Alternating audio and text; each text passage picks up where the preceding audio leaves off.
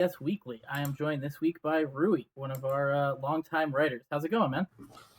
It's been pretty good. Hectic week, but nothing too bad. Yeah. Um, yeah. Well, thank you for joining me tonight. No problem. Yeah, we're gonna talk some LCS. So as we were just discussing, the biggest thing that kind of jumped to mind when looking at the games was the big upsets this weekend. I feel like there were quite a few upsets. Um, Most notably, Optic lost twice, Yeah. which Well, strong start. uh, Many people didn't think they really belonged up there, but still for an yeah. 0-2 week against Clutch and 100 Thieves, very surprising. Yeah, I think it was definitely surprising, but just kind of given the context of kind of how these teams have been doing, I don't think it's too big of a surprise. I mean, 100 Thieves obviously has been kind of on the upswing lately. Now that they kind of brought Ryu back into the fold, and just kind of it seems the roster so has definitely worked in the long run so far. And I mean, Clutch Gaming always had the potential to like beat teams around the same spot as them. Mm-hmm. But I do agree that considering how strong the Optic started off the season, it is somewhat of an upset for them to go 0-2. Yeah, yeah. I mean that is a good point. Clutch, they do have the talent. Don't really know what the issue is, why it took them so long to get going. Yeah. But glad to see they are. And yeah, the changes 100 Thieves made. We talked about it during the last show, I know. But they really shook things up and changed everything around and did what they had to do, and it's paying off. So I'm glad to see that. A little sad for Optic after such a strong start. But they weren't the only ones. Echo Fox beat Cloud9. Yeah.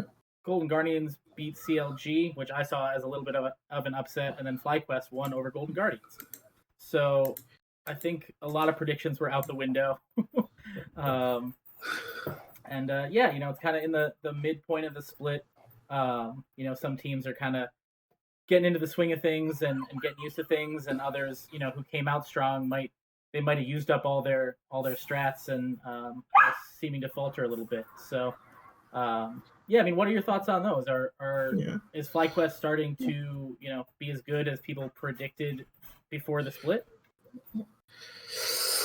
FlyQuest is kind of a hard team for me to read at this point. I was definitely one of those in the camp where I thought FlyQuest was kind of one of those top teams just below the top three of like TSM, Cloud9, Team Liquid.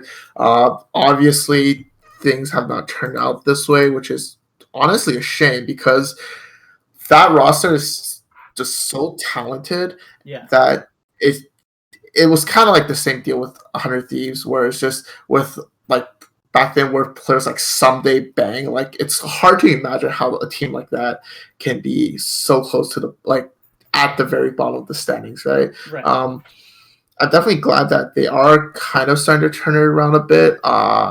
It's likely too late for them to make the playoffs, I think, but it's uh, they do have enough points from spring split where I'm sure if they can kind of keep this up, they might still have a decent shot at the gauntlet. Mm-hmm. Yeah, but otherwise, I think the other upsets weren't all that surprising in the grand scheme of things. I think it just came down to for Echo Fox, it just came down to a pretty good pick ban all together, Mm-hmm. and Phoenix just kind of showing why he was kind of, even though he's somewhat inconsistent, he's still a mid laner that NA teams do kind of want on their team, just because there are times like this where he's able to just kind of put the team on his back and just kind of lead them to victory. Yeah, absolutely. He can be pretty explosive when he needs to be. But then they lost to 100 Thieves. And Yeah. so yeah, it was quite a weekend. Yeah, I would like to talk a little bit more about Echo Fox. Having Mike Young in the jungle again. Yeah. Bringing him back on the scene. Apollo and Hakuo in the bot lane. This is another one where it's kind of hard to see exactly why they're struggling. And I mean, I guess a little bit of that is just the bars being raised in the LCS, and the top teams are there for a reason, and everybody else who has a good roster but maybe not that X factor, or the structure behind the org. They're good teams, but they're just not really cutting it. Yeah. Yeah, I think that's definitely part of it. Obviously, at the start of the season, there was all that stuff about how Echo Fox was clearly trying to kind of cut down the cost of their league team, and they kind of essentially switched rosters with Clutch Gaming. Obviously, with kind of how well Solo has been playing, that was definitely a huge upgrade considering how Huni has been struggling recently. But just overall, I think the main problem I see with Echo Fox is just other than Solo, you don't really know where that second source of like this like carry potential is coming from. Right. Apollo and Hakuho, while they are a solid bot lane, definitely struggles to kind of be that carry. They're kind of like Cobb in the past, where they might not always get completely just destroyed and it ends up super behind it once you leave laning phase, but they're just consistent. You know what you're getting from them. Right. It's hard to really expect anything else. And then meanwhile, obviously Phoenix and Mike Young as well to an extent are both just very inconsistent, where they will have games where they can kind of just solo carry the game and get you just that free victory. And there are games where it feels like they don't even belong in the game at that point.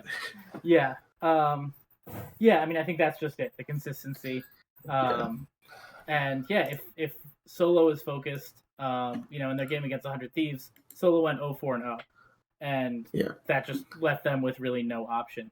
And that kind of, as the split goes on and teams start to figure that out, if you only have one win condition on your team, they're gonna focus that and they're gonna figure that out, and you're gonna have to figure out something else to do, whether it's unique picks to get another win condition, even if it's something strange in the bot lane, or whatever it might be.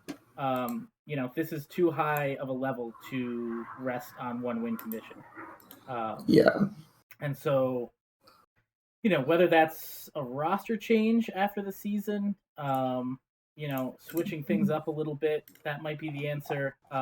Because I think that anyone on the team is good. They're passable. I think they could get a decent trade for somebody, but they need somebody who can carry as well. I think that's a very good point. I think they can. I think their best option is to kind of look towards Academy. I mean, TSM Academy, for example, obviously has two amazing ADCs, one in Tactical and one in Johnson, who's obviously still who was obviously part of their trainee program, and now he's a sub for TSM Academy just because of how well he's been performing. But I think you can look towards an ADC like that to take over Apollo, and like maybe even try to get treats along with that, just to kind of make sure the synergy in bot lane still exists. I mean, that's already going to be a huge upgrade to the roster, and it will kind of provide them with a second go-to kind of carry. Yeah. Academy, I think that's going to be a good place for a lot of teams. People who are young, who are practicing the right stuff. As those academies get stronger, it's only going to strengthen the league. With they don't have to trade between leagues or within the league. They can really pull from that young talent, and it's every day it's getting more and more towards the point where they're ready to go as soon as they come up. They don't have to like sit on the bench for a while and kind of get blended into the team. So yeah, hopefully they can work out some acquisitions there. So I like the org. I'd like to see them back towards the top again. Yeah, for sure. So Golden Guardians played Huhi as support. Yeah. And it worked. They beat CLG. And I always like to see stuff like that. Obviously, I feel like in this, the meta of flex picks, we're seeing a lot more of that. We're seeing, top and mid switch. We're seeing mid and bot lane switch, both in the LEC and the LCS. So I feel like the support, kind of flex is not where I would expect to see Huhi, but it worked. They beat a CLG team who up until this week was really cruising, and I think they were tied for first going into this past week, and they've been looking really strong. And then they got kind of thrown this curveball, and it's just what Golden Guardians needed. So, do you think they're gonna stick with Huhi down there? I definitely think the meta currently favors Huhi a lot more than Ole. What you're seeing right now in the bot lane, especially in the support position, are a lot of kind of roam heavy supports, often mages, stuff like the Rakan, the Lux, and like, well, it's not necessarily mage, but even like the Jarvan, just kind of champions Right. where, yes, you're powerful in lane as well, but you also have that heavy roam potential, which is, I mean, essentially how he played mid lane on CLG with his stuff like the Aurelion Soul and the TF. Yeah. And like, while we did see he kind of struggle on traditional supports, like when Golden Guardians lost to FlyQuest, he was put on the Tom Kench, where he just definitely struggled a bit with playing that one. But I do think as long as they kind of keep him on these kind of roam heavy mage support style champions, I think Huhi is the right choice going forward. I don't know if that's enough to allow their bot lane to beat out like the top tier bot lanes in the LCS, like Right. Double Lift, Core JJ, obviously that's one example, and stuff like that. But yeah, I definitely think this was the right move for Golden Guardians to kind of make upgrades in what was probably the weakest part of the roster, in my opinion. Yeah. It was bold for Huhi to come in and play the Tom Kench, taking Ole's spot. Yeah. But yeah, I mean, Ole's definitely been struggling. He always looks good on Tom Kench, but I think that really anything else, he's been having a tough time, which is unfortunate. He was kind of, I think just last season, he was kind of like top of the list there. And I don't know if it was just meta shift or something else, but he's really been struggling. And so I definitely agree with you. I think both the meta and just the way the team's been working, who he is now a support, and we'll see how far he can take it. Yeah. And then TSM. There was a lot of talk regarding TSM's jungler. They made their official announcement that they're moving forward with Acadian, which I know a lot of people kind of questioned because, looking at the records and stuff before these last couple weeks, Acadian definitely seemed to be the weaker one. Greg was taking them to their victories, and Acadian was struggling. But after this announcement, he seemed to turn it on this week. So, just goes to show there's always more going on than what we can see. But I was one of the doubters, and I was kind of proven wrong this week. Yeah, I personally really love that move. I think while it was unfortunate that Greg wasn't able to play the spring split due to injuries, I did think that they should have just kind of kept moving forward with KDM for all of summer split. Ultimately, while Greg did kind of get TSM a lot of their wins during the split so far, in the long run for international play, Acadian is definitely the right move, because where TSM has always kind of fallen short was their kind of early game play, where they just kind of tend to play very passively, wait for the enemy to make mistakes. But with Acadian, there's this kind of, there's someone who can actually facilitate an aggressive early game for the team, something that we've only really seen with Svenskeren, and even then that kind of slowly disappeared in the kind of last few splits that we had Svenskeren on the team, obviously. But yeah, I think even with, and I think the kind of losses that came beforehand with Acadian were just very unfortunate. There was one game where hit the, I believe it was like red buff that got reset on him, which kind of screwed up his jungle timing and whatnot. Like things like those happen, and they still ended up winning that game, but like it's just stuff that you can't really control. But I do think Acadian's aggressiveness early game will be better for TSM in the long run. Obviously, they lost to Cloud9 last week, but like that was a very close game. And even when they started falling behind, Acadian was making just great plays on the Sejuani that kept them in it for much longer than they probably should have near the end. Yeah, and then obviously the main issue with Acadian is just kind of how he transitions from the early game to kind of mid game and the late game, which I do think Greg was a lot better at. But between that and playing more aggressive in the early game, it's much easier to teach like the kind of how to properly transition. So I think Greg will be very useful in that sense of just kind of teaching Acadian how to make that transition properly. Yeah, and at least this week he played, kind of some of those tanky playmaker junglers, which, in the late game it's kind of it makes it easier to make that transition. You have Bjergsen, who's going to be strong late game no matter what. You got Sven and Broken Blade looking for kills, so if you can get that aggression early game and then just provide some of that, tankiness and crowd control in the late game, it makes it a lot easier. It's a pretty simple playbook. Get the enemy team somewhere, hit them with that ult, and then your team picks up the kills. So yeah, like I said, I think you're absolutely right. This week really showed why they made that move, and you kind of got to see that it's the right one. Yeah. So then there's the battle for the top. CLG had a really hard week. Team Liquid had a good week. TSM and Cloud9 are still up there. Who are you really feeling at the top of the table? I think for as far as the regular season is concerned, I do think at this point it's hard to see Team Liquid lose that spot.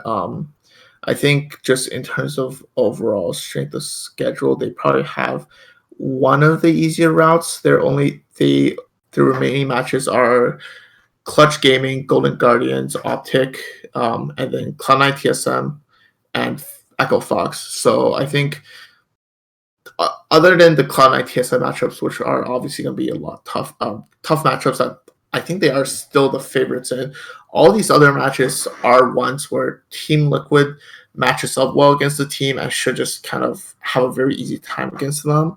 Meanwhile, TSM still has to face Liquid, obviously, but they also have to face teams that have a good matchup against them in terms of just kind of the stylistic matchup in teams like FlyQuest, 100 Thieves, and stuff like that. And the same kind of goes for Cloud9 in that sense. So I think Team Liquid should still be taking that number one seed going into the playoffs. Yeah, they're looking really good. People were a little worried in the beginning of the split, but they rallied. They have not only a great domestic roster, but I think they're definitely going to be our best chance internationally as well as we go into Worlds. Yeah. And so, I only hope that they keep getting better from here and just kind of keep the ball rolling. There's really no weak point on the team that I can really see. Everybody has been playing well. Anybody who has been kind of weak in the past, maybe I think has really shored that up and has been proving themselves. It's a strong team, and it's not just a strong NA team. I think it's a strong team in the sense of Worlds, which is exciting. As somebody from the LCS region, we want to have a strong showing, and I think that's our best chance for sure. Yeah, for sure. I think Team Liquid has shown through MSI and Rift Rivals that, like, even though in the past, obviously, kind of the go-to team to represent North America has been Cloud9, I think this is definitely the year where Team Liquid changes that and shows that, the past is the past, and now they're the go-to team internationally as well for North America. Yeah, Doublelift has gotten a taste of that international success, and he's going to be hungry for it. Yeah. So I think, kind of looking forward towards this coming weekend, we have, I think, some interesting games. I'm interested to see how 100 Thieves fares against Cloud9. 100 Thieves has been really doing well. Cloud9 has struggled a little bit. Sorry, my dog is running all around.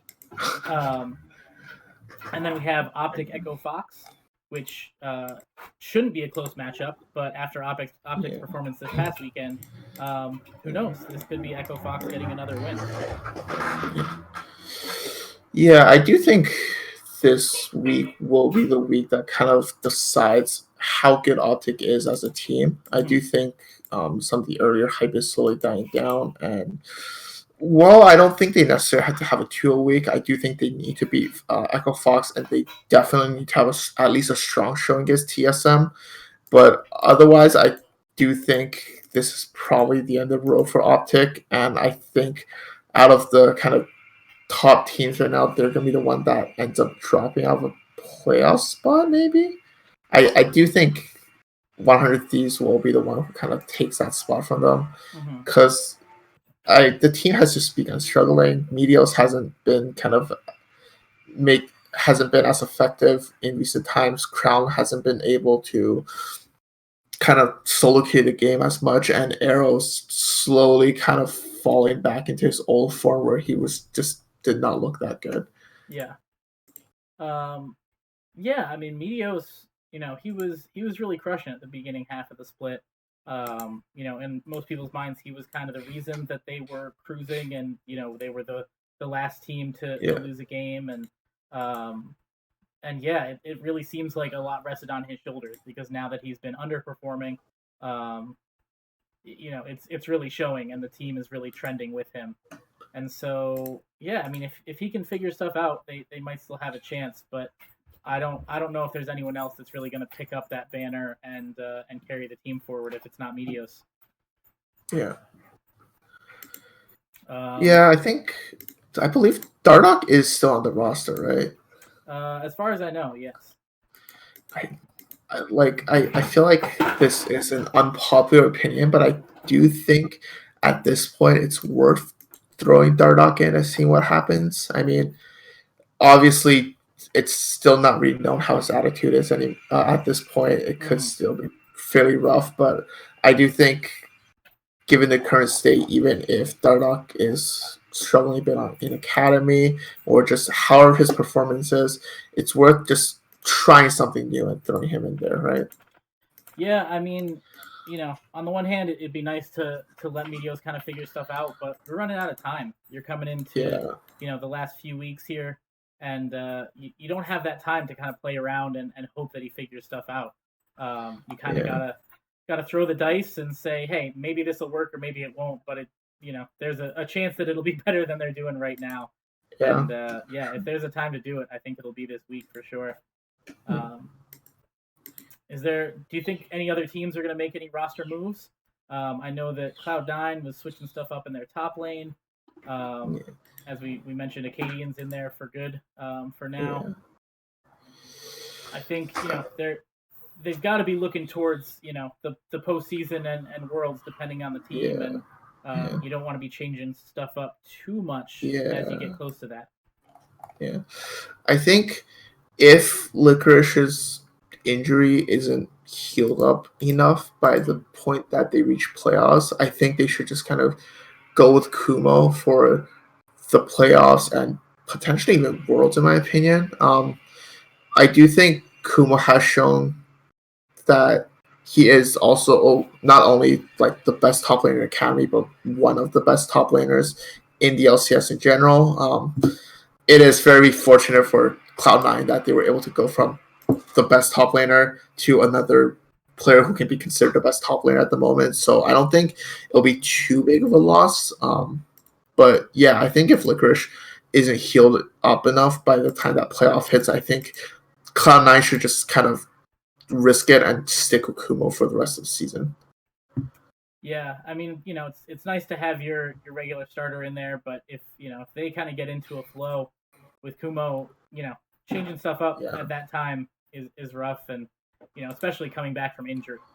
So he crushed it this week. If he keeps having showings like this, I think Cloud9 has a really good top laner bank that they can pick from, next season and moving forward for sure.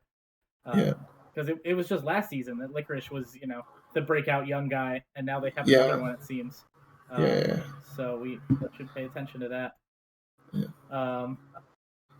Great. Well, yeah. I mean, that's really all I had on my list. We're kind of coming into the final stretch of the split and have to start focusing towards Worlds. So it's really gonna come down to these last few games to get that last playoff spot. And I think I agree with you. I think 100 Thieves is gunning for it, and I'd love to see that. Yeah, for sure. I think it'll be nice to see 100 Thieves back in the playoffs, especially with kind of all the struggles they've had. I do like the Oregon, what they're doing, so it would be nice to see kind of some of their gambles starting to pay off and then making like a nice run in the playoffs. Yeah. Yeah, absolutely. That's one of those teams that even at their lowest, they still had a lot of fans out there, and so I know a lot of people would be happy to see them succeed once again. And so yeah, we'll have to wait and see. But thank you so much for joining me tonight, and hopefully we'll have you on again here in the future. Yeah, I look forward to it. It was fun. All right, great. Well, thanks a lot. Thank you everyone for watching, and have a good night.